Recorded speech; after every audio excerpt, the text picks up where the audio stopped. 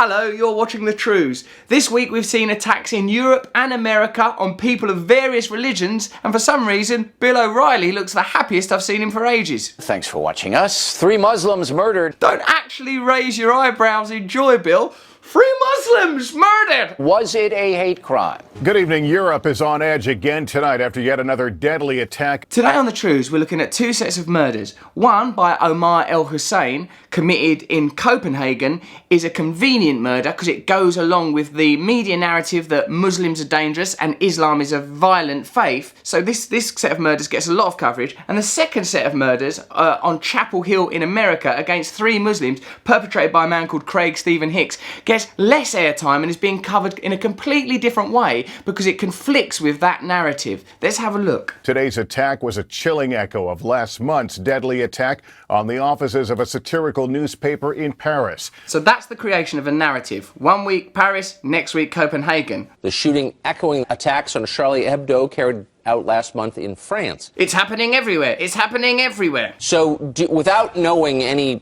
of the details, we don't know even the name. Without knowing any of the details or facts, and basically bluffing my way through life on sheer prejudice alone. Tonight, the Prime Minister of Denmark is calling it a terrorist attack. The Omar El-Hussein story is really familiar. A lone Muslim man with a history of violence has committed 2 deadly shootings and the media portrays it as terrorism. The Craig Stephen Hicks story is less familiar. It's a white atheist who has murdered 3 Muslims.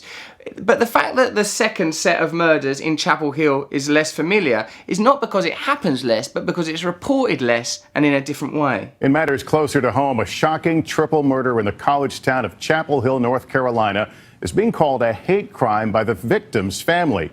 All 3 victims were Muslim, but authorities don't believe that was a reason they were gunned down. If we acknowledge that the Chapel Hill murders were a hate crime, then we have to examine our cultural climate. A cultural climate in which films like American Sniper, which at least simplify the situation in the Middle East and America's position over there, that these kind of films and that kind of narrative are contributing to waves of anti-Muslim feeling. We have to accept that we have a responsibility in the way that we tell stories. Police say this may have simply been a fight over parking spaces. So in this instance, the mundanity, the ordinariness is highlighted. This is about parking spaces, but the reality is that Omar El-Hussein has a history of violence. So he's like a violent guy first and a Muslim guy second, whereas Craig Stephen Hicks has never committed any crimes before and has suddenly murdered 3 Muslims. For me, this seems like a response either to a personal ideology or an all-prevailing cultural climate that Muslims are people that can be acted upon with aggression. All 3 were shot in the head, execution style. The victims were Muslims who'd grown up in America. But even that's a weird bit of language. They're Americans. They're Americans. These people were Christians that had grown up in America. Americans, you'd call them. So Muslims somehow got in here and then they grew up in America to be Muslims. Say Americans, then it won't seem like you've got a bias against Muslims. No! Chapel Hill police and other authorities say they believe the shootings were the result of a parking dispute. Well, that's convenient because there's not a global ideology about parking spaces, is there? We can't all get behind that. We can't all send hashtags about parking spaces. But if it was the murder of Muslims because there's a climate where Muslims are constantly vilified or looked at suspiciously, where there are cartoons of them looking animalistic, then it might seem like it had a bit more weight behind it. But fortunately, this is just a parking dispute. On Tuesday in Chapel Hill, 3 Muslim students were murdered, shot dead. Police have arrested 46-year-old Craig Stephen Hicks. The FBI now looking into possible hate crime violations, but that investigation has just begun. Hicks is a malcontent, a troublemaker by all accounts. So here they're trying to narrativize it as being a crazy, lone individual that's nothing to do with his culture. But in the case of Omar El-Hussein, he is seen very much as the representative, a spokesperson for all Islam. But Hicks is not a spokesperson for a dominant narrative in which Muslims are vilified. because that's not a helpful story for Fox News. So, of course, in both cases, terrible murders, but one of these murders has a sort of net worth, a business value, a kind of narrative fuel that Bill O'Reilly and even less obviously prejudiced media outlets can use. Talking points grieves for the 3 murdered young people. They are innocents, destroyed by a disturbed individual. How can this be happening? How can this be happening that in the case where Muslims are the victims, oh, this is a disturbed individual, we don't need to think about this. There's been a murder in Copenhagen by a Muslim. Ah! Again!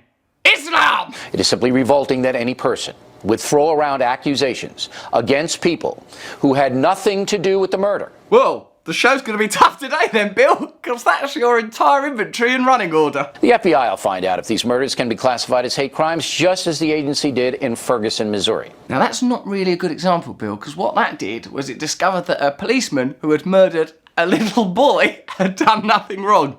Oh, yeah. Is there any better examples? No, there isn't, because the point you're trying to make can't be made because there is a prevailing condemnatory climate against minorities, whether it's African Americans or Muslims. They will always be vilified to justify the perpetuation of the mainstream narrative, which is the domination of corporate media and the business interests of United States corporations overseas, and anything that conflicts with that will be ultimately vilified. Okay, so it's going to make the show tough for me. Just lie like you do most weeks. Thank you. But for the haters among us in America, facts don't really matter, do they? Here are some facts that Bill seems to love. When you hear them, it's going to blow your mind a bit because the way you're told stories doesn't incorporate this information. Did you know that only 2% of all terrorist attacks were committed by Islamic groups or individuals? Like, I can't get my head around that because I can't think what the other 98% are because I never hear those stories about Buddhist or Christian attacks. You can't report that 1 in 5 abortion clinics are attacked by Christian terrorists, or Anders Breivik's murder of 77 people in Norway who was explicitly anti-Muslim. Even when something like that happens, there's a kind of an inflection placed upon it that takes away the inconvenient details. You don't think of Anders Breivik as being virulently anti-Muslim, but that's what he was. The Chapel Hill murders are being presented as this, oh, there's this lone mad individual who's really aggressive about his parking space. We've all been there. But Muslim murders are seen as motivated by a book and a religion, so we can go over there and do what we want. It's okay to condemn them. Well, let me tell you, that's precisely what was happening in Nazi Germany. A group of people were continually maligned. A climate was created culturally where it was okay to dislike them. So eventually, it's okay to fulfill the stated objectives of the powerful. Nowhere is really safe. I mean, we're safe, but anywhere, the attack can happen anywhere at any time, so you have to be aware. Be frightened. And if people say that we need more control over you and greater policing and to observe your online activity, just embrace those people straight away and don't ask questions. Somebody on Twitter a minute ago accused me of fear-mongering, and if that's the case, I'm okay with that, because what I want people to be is aware. Oh, I'm feeling so aware. I had an aware-mare last night in bed. Look, if you go in a coffee shop tomorrow after the conversation that we had earlier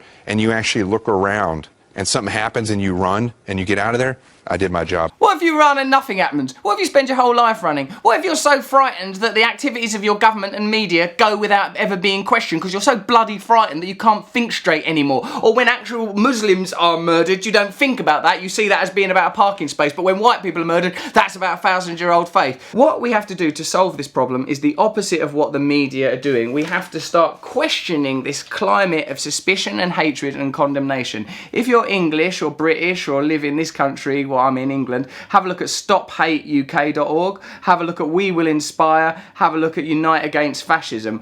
If you're in America, have a look at Take on Hate. But wherever you are, start to question the way that we're given information. Start to question the veracity of the data we're given by institutions like Fox. In a climate where the Chapel Hill murders and the Copenhagen murders are given totally different predominance based on the agenda and objectives of the media and the powerful interests that they support. This information is not objective. It's information that's given to you to skew your worldview and make it easier for them to pursue their agenda around the world. That is some true news. Subscribe here.